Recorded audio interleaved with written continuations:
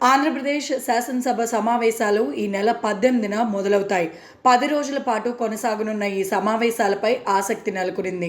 ముఖ్యంగా వైసీపీ ఎమ్మెల్యేలు హాజరవుతారా లేదా అన్నది సస్పెన్స్గా మారింది. ఇదే రోజున మధ్యాహ్నం 3 గంటలకు తాడేపల్లిలో వైసీపీ శాసనసభ పక్ష సమావేశం నిర్వహించబోతున్నారు. పార్టీ అధినేత జగన్, 10 మంది ఎమ్మెల్యేలు, 30 మంది వరకు ఎమ్మెల్సీలు ఈ భేటీలో పాల్గొనున్నారు. రాష్ట్ర రాజకీయ పరిస్థితులు, ప్రజా సమస్యలు, అసెంబ్లీ వ్యూహం వంటి అంశాలపై చర్చ జరగనుంది. అసెంబ్లీ సమావేశాలు ఉదయం 10 గంటలకు ప్రారంభమవుతాయి.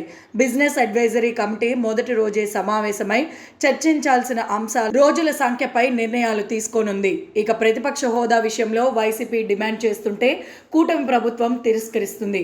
హాజరైతే ఎందుకు ఇన్నాళ్లు దూరంగా ఉన్నారని ప్రశ్నలు వస్తున్నాయని, రాకపోతే ఇంకెంతకాలం దూరంగా ఉంటారన్నది కూడా చర్చనీయాంశమైంది. ఇక స్పీకర్ అయ్యన్న పాత్రుడు కూడా ఎమ్మెల్యేలు సభకు హాజరు కాకుండా జీతాలు తీసుకోవడానికి విమర్శించారు.